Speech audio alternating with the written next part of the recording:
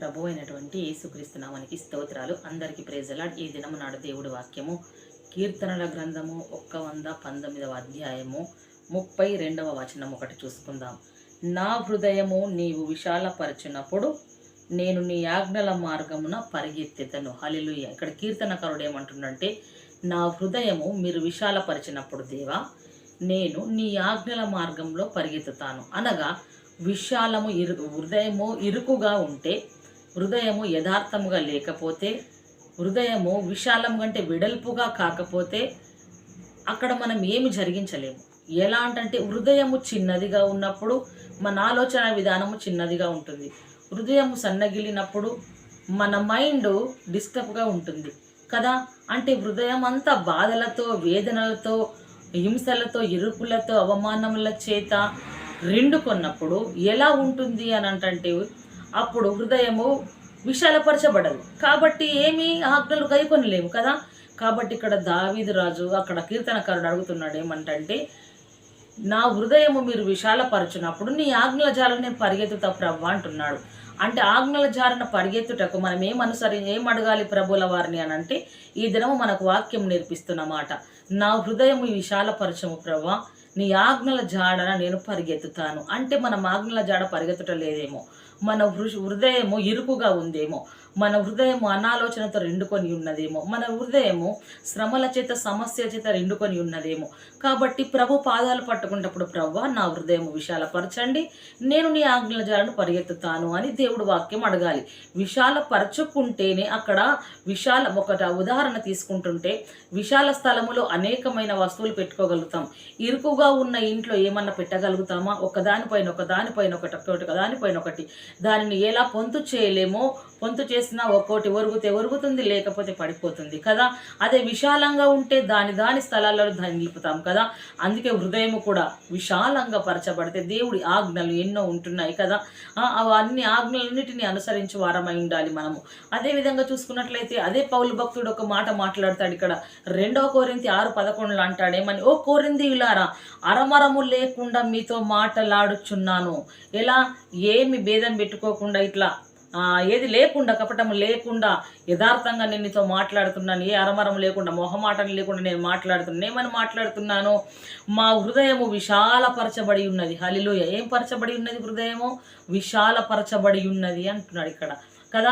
మరి అదే రీతిగా దేవుడి వాక్యం చూసుకున్నట్లయితే దేవుని ఆజ్ఞలన్నిటినీ పాటించడానికి, దేవుని ప్రతి మాటను కదా, దేవుని ఆజ్ఞలన్నిటిని మనం అనుసరించాలి అంటే, వాటిని మనము ఆజ్ఞలన్నిటి జాడలను మనం వెతకాలంటే దేవుని ప్రతి మాటను ఏం చేయాలి? మనము ప్రేమించాలి కదా. ప్రేమ దోషములన్నిటినీ కప్పుతుంది. ఆజ్ఞలు ఎలా ప్రేమిస్తామంటే, దేవుని ఒక మనిషిని ప్రేమిస్తే ఆ మనిషి విషయంలో, ఆ మనిషికి కావాల్సిన మనిషి నడవడికలో పూర్తిగా మనము ఇమిడిపోతాం కదా, నీలమైపోతాం. ఆ మనిషిని ప్రేమించాం కాబట్టి ఆ వ్యక్తి ఏ విధంగా నడుస్తున్నారు అదే విధంగా మనం నడుస్తాం. అదే విధంగా దేవాది దేవుణ్ణి కూడా హృదయపూర్వకంగా ఆయనను పరిపూర్ణంగా ప్రేమిస్తే ఆ ప్రేమ మనల్ని ఎక్కడికి తీసుకెళ్తుందంటే ఆయన ఆజ్ఞల జాడకు తీసుకెళ్తుంది. ఆయన ఆజ్ఞల జాడకు తీసుకెళ్ళినప్పుడు ఆయన ఆజ్ఞలు అనుసరించిన వారికి దేవుడు ఆశీర్వదిస్తాడు. ఆయన ఆజ్ఞలను అనుసరించి వారిని దేవుడు ఉన్నత స్థితిలో ఉంచుతాడు. ఆయన ఆజ్ఞలను గైకొన్న వారిని దేవుడు గొప్ప మహిమాతిశయమైన కిరీటంతో రింపగలుగుతాడు. కాబట్టి ఆయనను ప్రేమించాలి. ఆయనను ప్రేమించాలంటే దేవుడు మొదటగా మనల్ని ప్రేమించాడు. మన ప్రేమనకు సరిపోయేదిగా ఉండాలి. అదే రీతిగా చూసుకున్నట్లయితే తల వంచడానికి అవసరమైన విశాల హృదయము కదా, హృదయము మనకు కావాలి. ఎలానట? ఎవరికి తల వంచాలి? దేవుని ప్రేమకు మనం తల వంచాలి, దేవుడి ఆజ్ఞకు మనం తల వంచాలి కదా. తల వంచి ఎలానట? అవసరమైన విశాల హృదయం కదా. ఎంత అవసరమో దేవునికి మన హృదయము, మన జీవితము, అంత మట్టుకు దేవుని ప్రేమకు మన తల వంచాలి. తల వంచితేనే ఇక్కడేమంటున్నాడు? హృదయము మనకు కావాలి. కాబట్టి మన విధేయత వడిగా, తీవ్రంగా, సంపూర్ణంగా ఉండాలి. ఎలా ఉండాలి మరి? దేవుని ఎడల మన విధేయత సంపూర్ణంగా ఉండాలి. అంటే సగం పూర్ణం కాదు, పరిపూర్ణంగా పూర్తిగా మన హృదయం ఉండాలి. అదేవిధంగా ఎలా ఉండాలంటున్నాడు? సంపూర్ణముగా ఉండాలి. కానీ ఇక్కడ ఒక మాట అంటాడు, దానికి ముందు విధేయత అంటున్నాడు. విధేయత దేవునికి చూపించిన ఎడల, విధేయత కలిగిన వారికి దేవుడు ఇష్టలై ఉంటున్నారు. దేవుని ఆత్మ జ్ఞాన వివేచనలకు ఆధారమగు ఆత్మ కదా. దేవుని ఆత్మ మనలో ఉంటుంది. ఎప్పుడు ఉన్నప్పుడే మనం విధేయతను అనుసరిస్తాం, అంటే మనం అంగీకరించబడుతున్నాం అక్కడ కదా. అక్కడ అంటున్నాడు కాబట్టి వడిగా తీవ్రంగా, అంటే తీవ్రతతోని, మంట ఎంత ఎక్కువగా పొయ్యి పైన పెడితే, పొయ్యి కింద మంట పెడితే, పొయ్యి మీద ఎసర పెడితే ఎంత తీవ్రమైన మంట పెడితే త్వరగా ఉంటుంది, అంత తీవ్రతలోకి మనం ఉండాలి, అంత సంపూర్ణంగా ఉండాలి. దేవుడు భక్తిలో పూర్ణత కలిగి మనము ఉండాలి. అదేవిధంగా కానీ అలా ఉండాలి మనము, అలా ఉండాలి. కానీ మనం ఎలా ఉండకూడదు అంటే నీరసంగా ఉండద్దు. మనము చేస్తావా భక్తి అని అనుకోకూడదు.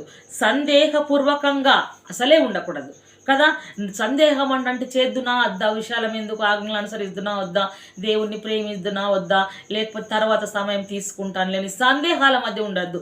సందేహం కలిగినాడు తరంగం పొంగువలి ఉంటాడు కదా. వస్తాడు పోతాడు, వస్తుంది పోతుంది పొంగు, ఆ రీతిగా ఉంటాడు. అదేవిధంగా చూసుకున్నట్లయితే నత్త నడక నడకకూడదు, నత్తలాగా అసలే ఉండకూడదు కదా. అలా మనం ఉండకూడదు. కాబట్టి ఇక్కడ ఎలా అంటున్నాడు? మరి అలా ఉండకూడదు అంటే మరి ఎలా ఉండాలి? ఇలా ఉండాలంటే తన స్వశక్తి చాలునని కదా, తన సొంత శక్తి చాలునని ఎలా అంటున్నాడు? ఈ కీర్తనకారుడు మాట్లాడుతున్నాడు. ఏమని? తన సొంత శక్తి చాలదు కదా. మనిషి హృదయంలో మన హృదయం విశాలపరచుకొని దేవుడు ఆజ్ఞను అనుసరించి పూర్ణ వివేకము కలిగి దేవుడిని తలవంచుకొని ఎలా ఉండాలి? దేవునికి కావలసిన అవసరత విశాల హృదయం మనకు కావాలంటే మన సొంత శక్తి చాలదు. పరిశుద్ధాత్మ దేవుడు, వాక్యమైన దేవుడు మన హృదయంలో నివసిస్తే అప్పుడు జరుగుతుంది. హృదయం విశాలపరచబడితే ఆయన చేరుతాడు, ఆయన ఆజ్ఞలను అనుసరింపజేస్తాడు అని ఇక్కడ అంటున్నాడు. ఒక మాట ఏమంటున్నాడు అంటే ఆలోచన అనుకోలేదు కానీ సత్య మార్గంలో తాను అలసట లేకుండా పరిగెత్తాలంటే ఏ మార్గంలో? సత్యం అనగా ఏమిటి? వాక్యము. ఆ వాక్యము వెంట మనము అలసట లేకుండా, అమ్మ అలసిపోయిన కొద్దిసేపు పడుకుందాం, అమ్మ ఇప్పుడే ప్రార్థనకు పోయిన కొద్దిసేపు పడుకుందాం, అమ్మ మళ్ళీ వేయాలి అనే విషయాలు మనకు రావద్దు. అలసట లేని ఆత్మను దేవుడి దగ్గర అడుక్కునాలి. అలసట లేకుండా బలమును పొందుకునాలి. వాక్ బలమును, ఆత్మ బలమును మనం సంపాదించుకునాలి. భూలోకంలో ధనము సంపాదించుకుంటున్నాం, అదొక రోజు కరిగిపోతుంది. ఆత్మబలము సంపాదించుకుంటే యుగ యుగాల వరకు ఉంటుంది. కాబట్టి ఆ బలమును సంపాదించుకోవాలి. అలసట మనకు లేకుండా పరిగెత్తాలి. ఎక్కడికి పరిగెత్తాలి? ఆజ్ఞల జాడకు పరిగెత్తుతాను ఆయన అంటున్నాడు. ఏమంటున్నాడు అక్కడ? కీర్తనకారుడు అంటున్నాడు, నా హృదయం విశాలపరచము, నీ ఆజ్ఞల జాడకు నేను పరిగెత్తేదని అంటున్నాడు. ఎలా పరిగెత్తుతామనంటే దేవుడు చెప్పింది చేస్తాం కదా. ఇప్పుడు అంటున్నాడు అలా మాట్లాడి పరిగెత్తాలంటే తనలో దేవుడే ఆ పని జరిగించాలని అతనికి తెలుసు. హల్లెలూయా. ఎవరికి తెలుసు? ఆ పనిని ఎవరు జరిగించాలి? దేవుడే జరిగించాలి. నా హృదయాన్ని విశాలపరచాలి, నాకు బలము కలుగజేయాలి, ఆయన ఆజ్ఞల వెంట నన్ను పరిగెత్తించాలి అంటే ఇది దేవాది దేవుడు మాత్రమే చేయగలుగుతాడని మనము చెప్పనై ఉంటున్నామా? దేవుడు మాత్రమే మనం నడిపించగలుగుతున్నాడు. దేవుడు బలమిస్తే నేను చేయగలను అడుగుతున్నామా? దేవుణ్ణి అడగాలి.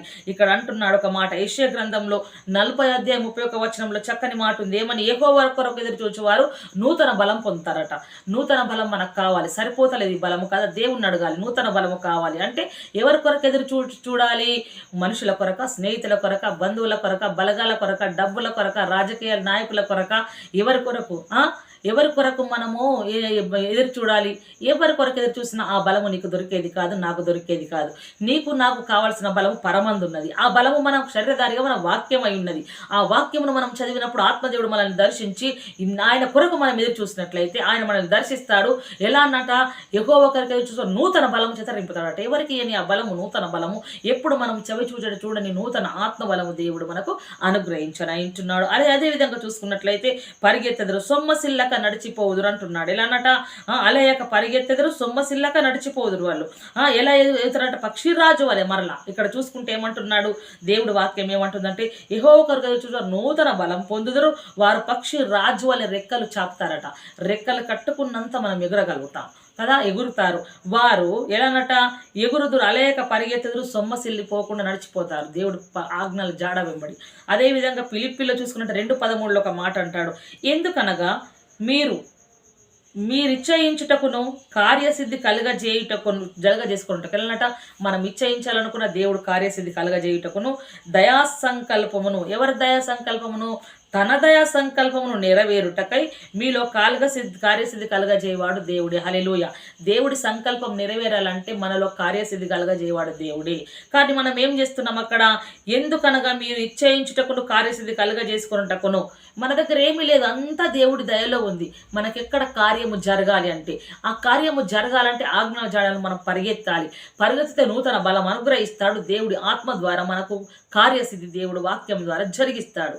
కాబట్టి ఇక్కడ అంటాడు, ఏమంటాడంటే దేవుడు వాక్యం సెలవిస్తుంది. కొలస్సి 1:29 అంటాడు, అందు నిమిత్తము నాలో బలముగా కార్యసిద్ధి కలగజేయుము. హల్లెలూయా. ఏమని? నాలో బలముగా కార్యసిద్ధి కలగజేయి ప్రభువా అని అంటున్నాడు. అని ఆయన క్రియాశక్తిని బట్టి నేను పోరాడుచు ప్రయాసపడుచున్నాను. దేనిని బట్టి అంటున్నాడు ఇక్కడ భక్తుడు? ఆయన క్రియాశక్తిని బట్టియే నేను పోరాడుచు ప్రయాసపడుచున్నాను. దేనిని బట్టి అని చెప్తున్నాడు? దేవుడి ఆత్మశక్తిని బట్టి పోరాడుచున్నాడు, ప్రయాసపడుతున్నాడు ఆయన. మరి మనము పోరాడుతున్నామా? మనం ప్రయాసపడుతున్నామా?